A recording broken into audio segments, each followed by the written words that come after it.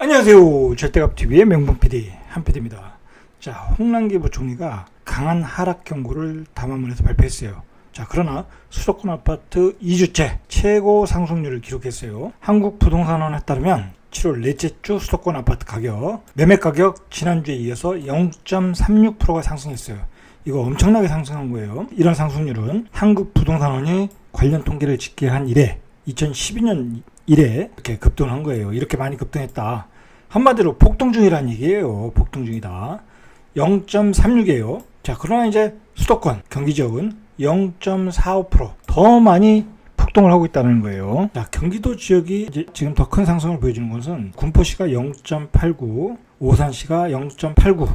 자, 지곡, 누읍동 위주로 실수요 위주로 외곽으로 밀려 나오고 있다라는 얘기예요.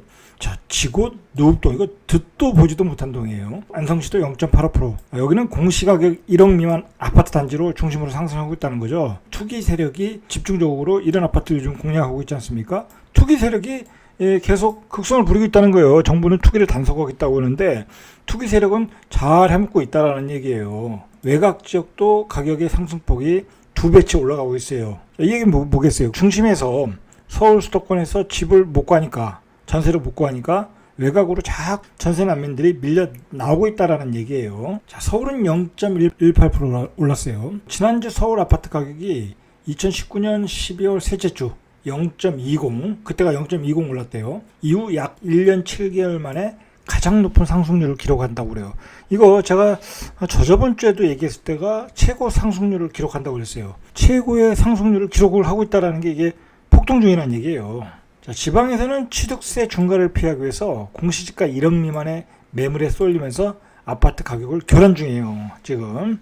자, 그러니까 이게 뭐냐면 실수요자들은 서울 수도권에서 계속 외곽으로 밀려나면서 집값을 급등시키는 요인이 되고 있고, 지방에서는 1억 미만의 공시지가 1억 미만의 아파트에 투기 세력들이 들어가서 장난질을 하고 있다는 거예요.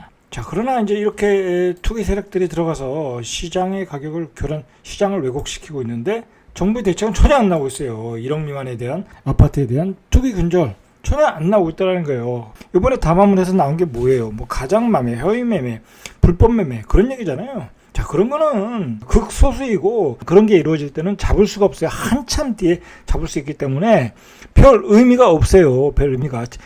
현재 시장을 통제하기에는 별 의미가 없다. 자, 결국은 이제 홍남기 부총리가 담화문에서 이야기했듯이 대출을 더욱 규제하겠다라는 얘기잖아요. 요즘 문제가 뭐냐면 20대, 30대들이 영끌에서 집을 사는 게 문제잖아요.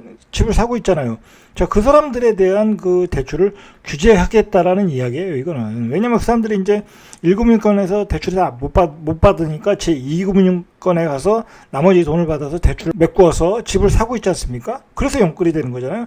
자, 그 2금융권에 대한 대출을 틀어막겠다. 자, 결국은 그 애매한 실수요 영끌 세대를 집 사는 것을 막겠다라는 이야기죠, 이것은. 자, 이번 집값의 폭등의 원인은 전세 가격 폭등이에요. 자, 전세 가격이 얼마나 올랐냐? 매매 가격에 이어 수도권 아파트 전체 전세 가격이 0.28 올랐다고 그래요. 상승폭이 전주가 0.25%니까 0.03포인트가 더 커진 거예요. 전세 가격의 상승폭이 더 커졌다. 주간 단위로는 2015년 4월 셋째 주 0.30 이후 가장 큰 폭으로 올랐다. 지금 6년 만에 더 급등을 하고 있다라는 거예요. 자, 이사 비수기예요. 지금 7월 말인데도 6년 3개월 만에 최고 상승률을 기록하고 있다. 서울 수도권만 그러냐? 그렇지 않다. 전국도 0.20에서 0.22%로 올랐고 서울도 0.15에서 0.16, 지방도 0.14에서 0.17. 자, 전국적으로 집값들이, 전세 가격들이 골고루 다 오르고 있다. 자, 그것의 주요 원인은 임대차 보호 3법이다. 자, 이렇게 되니까 정부가 급하게 된 거죠. 전세 가격 오르죠. 매매 가격 오르죠. 전국적으로 다 오르죠. 자, 급해지는 거죠. 자, 그래서 홍남기 부총리가 담화문을 발표할 수밖에 없었던 거예요. 그 담화문을 발표한 28일에도 전국구 창역인 세종 더시티 22만 개의 통장이 몰려왔어요. 투기성 청약이 이루어졌다는 거예요. 담화문을 발표하는 날. 자, 이거 신문에서 아주 대서특필했죠. 이 타이틀을 가지고 사전청약의 물량이 얼마 되지도 않고 자꾸 사전청약에서 거의 뭐 당첨이 되려고 하면 특공, 지역에 따라 좀 다르겠지만 거의 뭐 만점에 가까워야 받을 수 있는 그 물량이라는 거죠. 그러니까 보통의 그 가점을 가지신 분들한테는 아무 의미가 없는 거예요, 사전청약은. 자, 정부는 또 이렇게 얘기를 해요. 도심 10곳을 물량을 추가하겠다. 사전청약 인기가 있으니까 물타기를 하는 거죠. 근데 도심에 10곳을 추가할 때가 있나요? 있습니까? 없겠죠. 지금 추진도 못하고 있는데 과천 찌그러졌죠. 서초 찌그러졌죠. 상암동 추진 안 되죠. 용산기지 또 오세훈 시장이 얘기해서 안 되죠. 추진되는 데가 없는데 10곳 물량 추가 검토겠다. 이게 다 여론 홍보성 기사들이다 라고 보시면 돼요. 자, 한술 더 떴어요. 민간 아파트도 앞으로 3기 신도시의 민간 아파트도 땡겨서 사전청약하겠다. 민간 아파트들이 지금 택지를 받지도 않았는데 무슨 사전청약을 한다는 얘기예요. 그 말이 안 되잖아요. 민간 아파트가 택지를 분양을 받지도 않았어야지. 최소한 택지를 분양을 받은 다음에 사전청약을 해야죠. 자, 이렇게 자꾸 이런 기사들이 나오는 것은 어떤 국민의 심리를 가라앉히기 위해서는 홍보성 멘트이다라고 생각하시면 돼요. 그냥 다 땡겨서 사용하겠다라는 거, 다 땡겨서. 얼마나 정부가 급하면은 홍남기 부총리의 이 담화를 맹탕인 담화라고 그랬어요. 부동산 민심은 지금 폭발 직전이에요. 작년에 그 부동산 민심이 폭발했기 때문에 서울시장, 부산시장에서 여당이 지지 않았습니까? 자, 근데 그 뒤로 좋아진 게 없잖아요. 그 뒤로 더 급등했잖아요. 거기다 대고 그때의 민심을 폭발했던 주요 세대가 바로 20대, 30대였어요. 자, 그런데 거기다 대고 또 대출 규제를 하겠다? 자, 그 대출 규제를 하는 타겟가 누구냐? 바로 실수요 연끌에 대한 대출 규제예요. 제2기문권을 규제했다는 얘기는.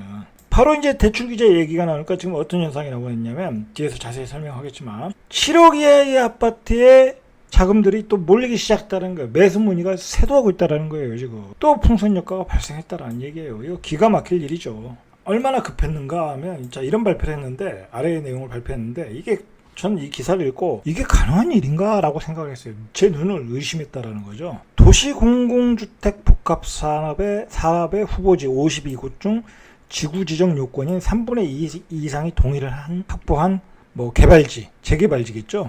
자, 그런 재개발지예요. 서울 증산 4구역, 뭐 수색 14구역 이런 데 입지가 좋거든요. 불광 1구역, 뭐 쌍문동, 쌍문역 동측, 그다음에 방화역, 연신내역. 자, 이 12,000가구가 주민의 3분의 2 이상의 동의를 받았다는 거예요. 자, 이것도 사전청약으로 될 수 있다라고 이야기를 했어요. 이게 말이 되나요? 지구 지정에 대해서 3분의 2가 동의를 했다라는 거지. 3분의 2가 앞으로 어떻게 분양을 할지, 분양 가격은 어떻게 될지, 자, 그런 거에 대한 동의를 하질 않았어요. 그리고 이게 지금 아무것도 철거도 안 되고 아무것도 동의한 게 없어요. 그냥 공공 재개발을 하겠다는 것에 대해서 3분의 2가 동의를 해서 지구 지정 요건을 갖췄다라는 거잖아요. 자, 그 단계에서 사전 청약을 하겠다? 이거는 정말 말도 안 되는 소리다. 이거 이 지역 주민들이 알면 아주 기가 찰 일이다. 자, 여기에 한술 더 썼어요. 여기에 10% 이상의 주민 동의를 받은 후보지 30곳도 사전 청약 후보군이 될 수 있다. 이건 완전히 남의 재산을 강탈하는 거, 강탈. 이거 남의 재산 강탈하는 거죠. 이게 말이 됩니까? 10% 이상의 동의라는 건 90%가 이 지구 지정을 반대를 하고 있는 지역인데 그 지역을 사전 청약하겠다는 얘기는 완전히 남의 재산을 강탈하는 거다. 이건 말도 안 된다. 그래서 제가 이 기사를 보고 제 눈을 의심했어요. 지금 정부가 얼마나 급하면 이런 얘기를 하겠어요. 지금 집값이 계속 시장에서 급등을 하니까 지금 연말로 갈수록 대선 국면이고 여기서 집값이 급등한다는 것은 부동산 민심이 폭발한다는 건데 부동산 민심이 폭발하면 여당이 불리하겠죠. 그러니까 지금 말도 안 되는 기사들을 내보내는 거야. 아니 이게 말이 됩니까 이게? 자, 신문에 나왔어요. 이게 기사가 7억 이하의 아파트 없나요? 전화가 폭주하고 있다고 합니다. 정부 엄포에 불안한 20대 30대가 또다시 7억 이하의 아파트로 가고 있고, 그리고 생각을 해보세요. 요즘 빌라들이 많이 거래되지 않았습니까? 빌라들이 많이 올랐잖아요. 자, 오르니까 그 사람들이 어디로 가겠어요? 결국은 이제 아파트로 오는 거예요. 아파트로 실수요자들이 갈아타기 오고 있다. 급해지겠죠? 그 사람들이 또 대출 규제 한다니까 연말에 7억 이하의 아파트로 지금 풍선 효과가 생기고 있다. 어느 부동산에서 20여 건이 넘는 전화 문의가 쏟아졌다는 거예요. 그러면 이렇게 되면 어떻게 되겠어요? 매물 가진 사람들이 물건을 안 내놓겠죠? 아니면 가격을 올려서 내놓겠죠? 그럼 사고 싶은 사람은 많죠? 자, 그 사람들은 또 사야 되겠죠? 비싸게. 그러면 또 가격이 올라간다. 자, 7억 이하의 아파트가 또 올라가면 8억, 9억이 될 수 있지 않습니까? 예를 들어 9억 이상의 아파트는 또 어떻게 되냐고. 그러면 9억 이상의 아파트도 또 올라갈 거 아니에요? 자, 그러한 어떤 시츄에이션으로 가고 있다라는 거예요. 자, 이제는 규제가 나오면은, 어떤 대출 쪽의 규제가 나오면 그냥 자동적으로 시장에서 반사적으로 대응을 해요.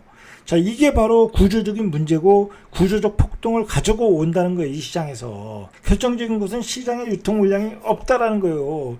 그나마 물량이 많으면 계속 거래가 돼서 어느 정도 올라가서 어느 정도 올라가면 한계가 있는데, 이거는 시장에 물량이 없대, 뭐 양도세 중과 때문에 팔 수도 없으니까 어떤 계속 악순환을 가지고 있다. 이게 바로 구조적 폭등이라는 거예요. 가계대출 증가율을 연간 5에서 6%로 억제한다고 했는데, 상반기 증가율이 연간으로 환산하면 8%에서 9%라고 해요. 그러면 하반기에는 3%, 4%가 된다고 하니까 대출을 확 줄이겠다라는 얘기지 않습니까? 자, 그래서 20대, 30대가 빨리 움직이기 시작한 거예요.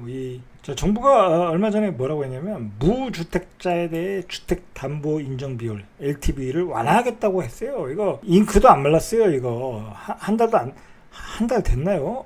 자, 얼마나 됐다고 바로 또 대출 규제를 한다고 합니다. 이래가지고 이게 정책의 신뢰성이 있겠습니까? 자, 그러니까 또 규제한다고 하니까 20대, 30대가 바로바로 대응할 수밖에 없는 거예요. 자, 아니면 바로 갈아엎어버려요, 정책을. 그러니까 정부에 대한 신뢰도를 상실하게 되겠죠. 실수요자들은 또 뒷담화 맞았다고 생각하고 빨리 대응을 하고 있는 거예요, 지금 시장에서. 자, 이렇게 해서 7억 이하의 아파트들이 어떤 풍선 효과를 타고 있는데, 자, 이렇게 되면 수요가 늘어나면서 중저가 단지를 중심으로 가격 오름세가 다시 가파라질 거라고 지금 우려를 하고 있어요. 구로구에 있는 그 아파트들, KB 국민은행 조사에서 1제곱미터당 평균 매매 가격이 이달 처음 1,000만 원을 넘었다는 거예요. 그럼 한 평당 3천만 원이 넘었다는 얘기예요. 중저가 아파트가 몰린 강북의 경우 전용 면적 60에서 85제곱미터, 중소형의 아파트 가격이 8억 9,257만 원, 거의 9억 원에 가까워졌다는 거예요. 거의 9억 원에. 시장은 또다시 불안으로 가고 있다. 자, 그러면 우리가 여기서 한번 의심을 해야 돼요. 도대체 이렇게 왜 오를까? 그러면 정부가 만들어 놓은 이러한 대출 규제를 한번 보자고요. 정부는 부동산 관련 고강도 금융 규제를 끊임없이 내놨어요. 예전에 바로 앞서서 각각의 60%에서 70%까지 가능했던 총 부채 상환 비율과 LTV는 현 정부 들어서 40%로 축소했어요. 대출을 60%에서 70% 받던 것을 40% 축소했는데도 집값은 오르더라. 자, 그런 다음에 그래도 계속 오르니까 2018년도에 DSR 규제도 도입을 했어요. 그리고 2020년도에는 규제지역 9억 원이 넘는 집의 주택담보비율에 적용했던 DSR 40% 규제를 6억 원 초과로 내렸어요. 자, 이렇게 대출 규제를 계속하는데도 집값이 오르더라. 이게 왜 그러냐 이거예요. 왜 그러냐. 시가 9억 원 넘는 주택은 주담대를 받는 경우 9억 원 초과분에 대해서는 LTV 20%밖에 적용 안 해요. 그러니까 서울에서 웬만한 가격을 주택을 사는데 다 규제를 걸어놨어요. 자, 강남을 잡겠다고 시세 15억 원이 넘는 초고가 아파트는 아예 다 대출을 금지시켜 버렸어요. 자, 그런데도 강남은 올랐어요. 자, 이렇게 대출 규제한 게 아무 의미가 없더라. 오히려 집값을 더 급등시키는 요인만 주더라. 라는 얘기죠. 제가 생각하기에는 이 정부가 이 주택시장과 국민을 이해를 못하는 것 같아요. 이해를 못하니까 계속 헛다리 정책만 내놓는 것 같아요. 자, 일단 이 정부는 이 갈아타기 수요를 잘 모르는 것 같아요. 예를 들어서 빌라가 있는데 아파트로 이사 가시는 분들은 그거 1가구 1주택이 아니잖아요. 그죠? 집을 팔고 이사 가는 거잖아요. 근데 그런 것도 계산을 못하는 것 같아요. 자, 그리고 아파트에서 평수를 이동하는 경우도 있겠죠. 그리고 구축해서 신축 아파트로 갈아타는 수요도 있겠죠. 자, 그리고 지금은 어떤 시대예요? 지금은 뭐 20대 30대들은 다 아파트에서 자란 세대들이에요. 그런 사람들이 빌라에서 뭐 신혼생활을 시작하는 경우가 적지는 않아요. 많지는 않아요. 적다는 얘기죠. 자, 그러니까 아파트 수요 자체가 많이 늘어나고 있어요. 자, 그리고 이 주택시장에 대한 이해도가 요즘은 국민은 굉장히 빨라요. 스마트하다는 얘기죠. 왜냐하면 부동산에 관한 모든 정보, 시장에 관한 모든 정보는 뭐 블로거, 신문, 뭐 아니면 유튜브 그런 게 다 나오거든요. 객관적으로 볼 수 있게 다 나오거든요. 그렇기 때문에 시장에 대한 이해가 빠르기 때문에 정부가 헛다리 정책을 내놓으면 그거에 대해서 바로바로 스마트하게 대응을 하고 있다라는 거예요. 근데 정부가 그것을 못 따라오고 있다라는 거예요. 자, 그리고 집권 내내 부동산 문제로 우리가 시달리고 있잖아요. 근데 이게 사실은 국력을 낭비하고 있는 거예요. 자, 그런 가운데서 한 가지만 다른 얘기를 하자면 지금 뭐 세계 경제는 막 급변하잖아요. 뭐 빅테크 기업들이 출현하고 뭐 새로운 기업이 또 탄생을 하고. 자, 그런데 우리는 여당이 집권하는 동안 도대체 뭘 했는지 모르겠어요.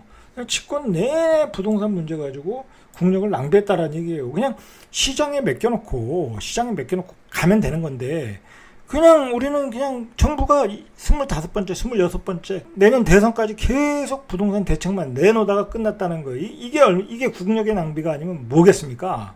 세계 경제는 체질 변화를 해가지고 어떤 그 스마트한 경제로 다 나가고 있는데, 디지털 경제로 나가고 있는데, 기후 변화에 다 적응을 하면서 새로운 산업 체제로 가고 있는데, 우리는 그러한 체질 변화에 전혀 적응을 못하고 부동산에만 국력을 너무 낭비했다라는 거예요. 그 원인은 정부가 일가구 2주택, 뭐 다주택자들 때문에 그렇다라고 했는데, 다주택자들은 이미 이 시장에서 사라진 지 오래됐어요. 다주택으로 갈 수도 없고. 자, 그러니까 다 증여로 하고 시장에다 팔고 그러지 않겠습니까? 투기꾼들은 1억 이하의 주택으로 갖고. 자, 이런 상황이라는 거예요, 지금. 자, 그리고 우리가 한번 생각을 해봐야 돼요. 그래서 우리가 지금 사회가 평등해졌냐 이거예요. 평등해졌냐. 예? 옛날에 박정희 대통령 시대에는 뭐 기업들이 독점 기업 대재벌들이 막 독점하고 사회가 불평등했잖아요. 그 분배가 제대로 안 돼서. 자, 그런데 지금 사회는 정말 공평하냐? 전혀 그렇지 않다라는 거예요. 예? 벌써 이제 부동산 정책이 잘못된 정책 때문에 이미 벼락거지가 된 사람들이 있고, 이미 벼락 부자가 된 사람들이 있고, 양극화는 벌어졌고. 자, 이 플랫폼 기업도 마찬가지예요. 이 독점 플랫폼 기업들이 많이 나왔잖아요. 지금 미국에서도 그게 문제가 되고 있는 거 아니에요? 뭐 아마존, 구글, 애플. 자, 대한민국에서는 뭐예요? 네이버, 카카오. 카카오 같은 경우는 얼마나 많이 상장을 해요. 얼마나 많은 사업을 확장해요. 자, 그런 많은 그 기업들이 상장을 하면서, 벤처 기업들이 상장을 하면서 얼마나 많은 부자들이 나오겠어요. 그죠? 부자들이 나오고 얼마나 많은 부자들이 등극을 하고 신흥 부자들이 나오겠어요. 자, 그런데 그러한 새로운 산업 자리를 잡으면서 이 구산업이 어떻게 되느냐 이거예요. 구산업이. 자, 거기서도 이제 평등하지 않다. 그런 것도 정부가 관심을 가지고 가야 이게 정말 평등한 사회가 되는데, 오히려 플랫폼 기업의 독점화가 이루어지고 있다라는 거예요, 지금. 자, 결론적으로 뭐 제가 거기까지 뭐 얘기할 그 전문가는 아니지만, 그러나 결코 평등한 사회가 지금 만들어지고 있지 않다라는 거예요. 부동산에 관한 문제도 그렇고 경제 전반에 관해도 그렇고. 자, 그러나 부동산에 관해서 평등한 그 분배가 이루어지지 않았던 것은 결코 투기 세력에도 분명히 문제는 있지만, 그것을 전부 투기 세력에게 넘기기에는 문제가 있다. 전적으로 하기에 문제가 있고, 정부가 지나친 과도한 규제로 인하여 시장을 왜곡시키면서 더욱 시장이 양극화로 가고 있다라는 얘기예요, 제 얘기는. 자, 어쨌든 대선이 코앞에 왔어요. 지금 얼마 안 남았어요. 지금 오늘도 윤석열 후보가 뭐 국민의힘에 입당하지 않았습니까? 이렇게 전국은 드라마틱하게 움직이고 있어요. 자, 그러니까 지금의 여당도 급해졌어요. 자, 다 급해진 거예요. 왜냐면 지금 계속 앞으로 집값이 폭등을 한다. 자, 이렇게 되면 대선 전국에서도 이 부동산 민심은 아주 결정적으로 작용할 가능성이 높아요. 만약에 여기서 또 부동산 민심이 폭발한다? 그럼 지금의 여당 입장에서는 굉장히 불리한 상황으로 갈 수밖에 없다라는 거예요. 지금 여당은 아주 위험한 상황에 있어요. 제가 보기에. 객관적으로 생각하기에. 자, 그런데 지금의 시장을 풀어보려면 말 그대로 규제가 완화가 돼가지고 시장 경제로 가야 되는데, 지금 정부가 내놓는 그 정책들은 다 규제 강화야. 다 규제 강화. 규제 강화하다 보니까 어떻게 되겠어? 또 풍선 효과가 일어나고 있다. 7억대의 아파트를 건드리면 9억대가 움직이고, 9억대의 아파트를 건드리면 15억대의 아파트가 건드려진다는 거예요. 계속 순환하면서 올라간다. 자, 그러니까 정부는 지금이라도 빨리 완화를 해야 된다라는 거예요. 완화를 해서 시장이 원리대로 돌아가게 할 수 있도록 규제를 완화해서 가야 된다. 자, 그러나 제가 예전부터 얘기했지만 지금의 좌파 정부는 절대로 시장을 완화할 가능성은 거의 없다라고 보시면 돼요. 안타깝게도. 왜 그러냐? 지금 여기서 완화했다가는 지금 그동안 쌓았던 지지층이 다 그나마 있는 지지층도 다 무너지고 감당할 수 없는 사태가 나오니까. 지금까지 정책이 다 실패했다라는 걸 인정하는 거잖아요. 그러니까 거기서 완화 정책이 나오겠냐? 안 나온다. 자, 안 나오면 또 시장은 또 이 구조적 폭등장으로 갈 수밖에 없다라는 거예요. 그래서 제가 구조적 폭등장을 강조하는 거예요. 절대로 그런 일이 벌어지지 않았으면 좋겠지만, 자, 오늘은 여기까지. 이상 절대값 TV의 명품 PD 한 PD였습니다.